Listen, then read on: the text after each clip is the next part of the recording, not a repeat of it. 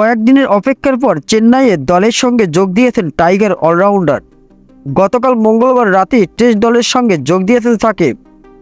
পাকিস্তান সিরিজের পর ছিলেন না দলের সঙ্গে। সাকিব আল হাসান টেস্ট সিরিজের পরই উড়াল দেন ইংল্যান্ডে। কাউন্টি ক্রিকেটে সারের হয়ে খেলা ম্যাচে বল হাতে ভালো করেছেন, তবে ব্যাট হাতে দায়িত্ব নিয়ে ম্যাচটা বাঁচাতে পারেননি এই বাংলাদেশের এই ক্রিকেটার।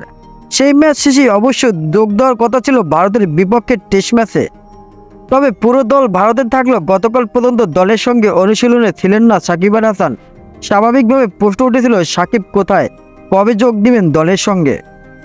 সাম্প্রতিক সময়টা কিছুটা কঠিনই যাচ্ছে সাকিবের জন্য, বিশেষ করে ব্যাট হাতে বড় রকমের দুঃসময় পার করছেন টাইগার ক্রিকেটের এই অলরাউন্ডার।